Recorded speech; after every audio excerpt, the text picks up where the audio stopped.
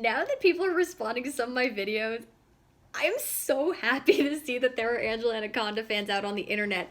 For all the hate this show gets, I'm so happy that there is a fan base out there, and I am starting to find them. Yes.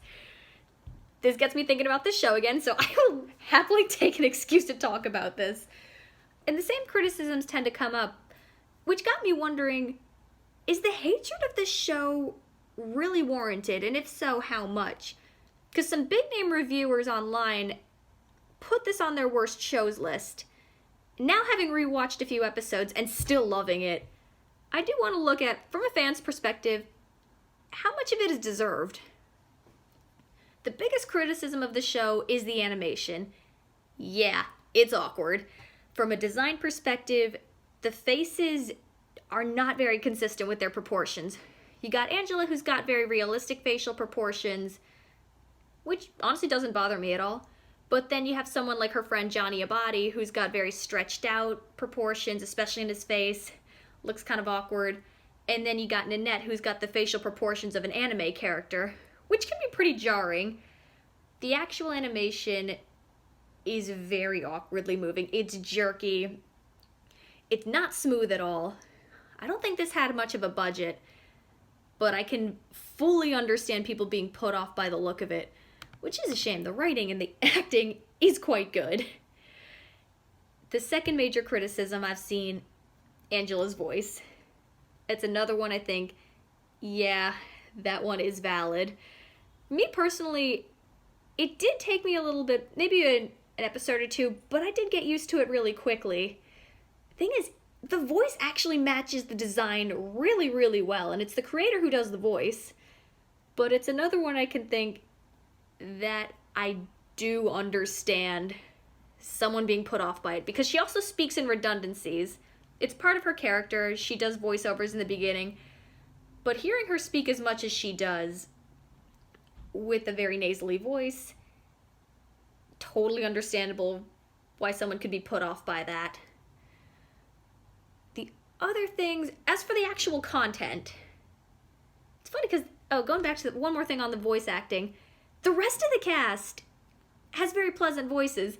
Even intentionally annoying characters, Nanette, I think, has a very pretty voice to listen to, even when she's being a jerk. Because the mean character's voice can usually go very, very wrong. There are times, even in modern shows, where the bitchy girl does not sound fun to listen to. Whereas Nanette, I think, has a nice voice.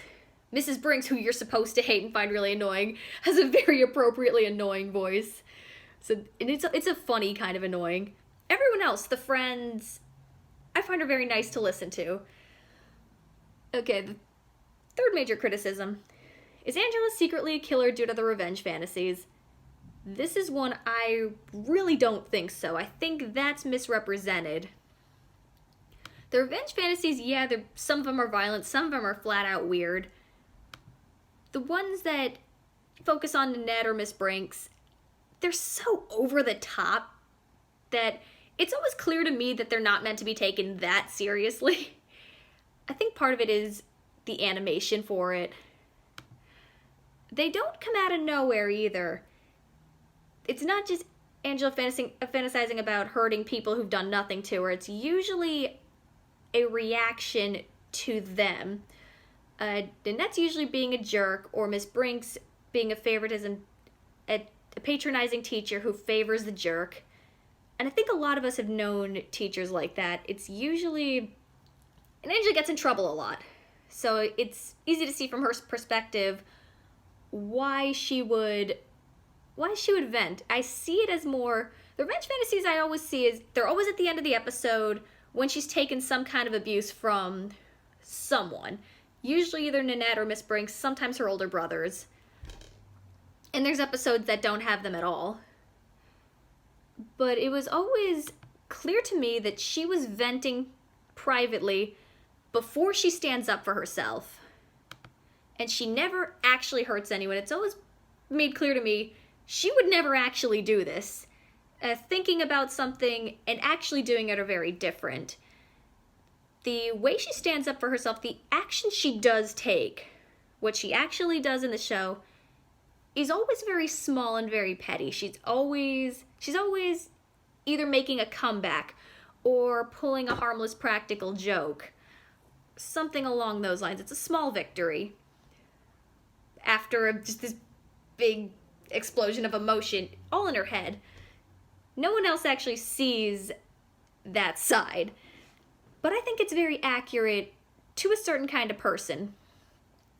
Going to the last major criticism of the show, is she weirdly obsessed with Nanette?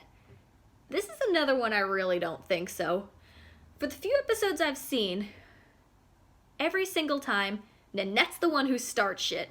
Angela's usually minding her own business, playing with her friends, having a good time, trying to have a good time with her friends. And Nanette's usually the one who shows up to be a jerk, to ruin the fun, to rub how superior she is in her face. And yeah, Angela has her selfish tendencies, but I find that's very true of kids. Kids can be very selfish, but I never see it as a mean kind of selfish. I always see it as I'm really passionate about this, and I really want to share it with you.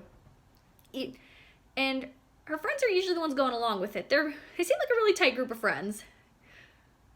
Angela's obsession with those who hurt her accurately reflects, probably a little too accurately, a certain kind of person. And as someone, I was like that as a kid. I did think like that. And I know other people did too. I am around this kind of a person. Being around the animation circuit, artists, actors, entertainers, a lot of people who go into the arts are that kind of person. People who are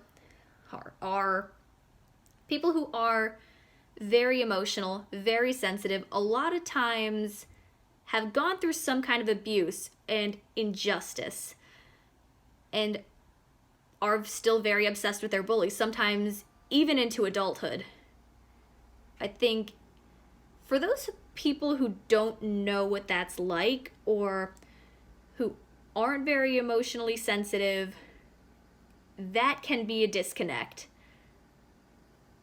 But for me, I don't think it's an unhealthy, weird obsession, because Nanette's usually the one starting shit, and Angela feels like she's powerless in this world, which I think a lot of us can relate to.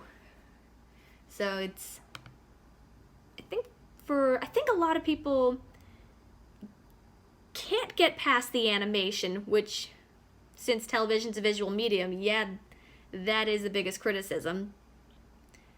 I don't know if it's the nostalgia goggles. I still love it.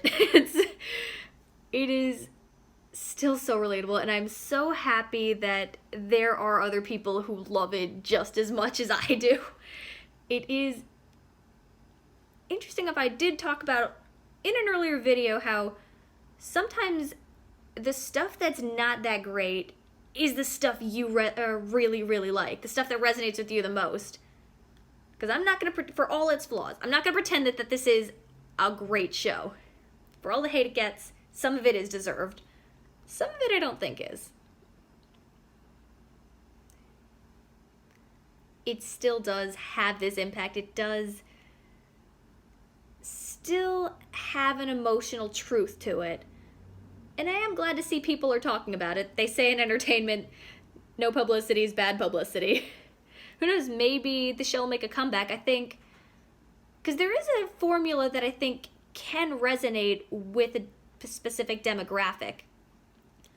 I think if the show had a bigger budget, I think had the animation been smoother, the designs more consistent, and Angela's voice toned down a bit, this could be a solid show and be appreciated by more people. But for those of us who like it, let's find each other so we can talk about favorite episodes.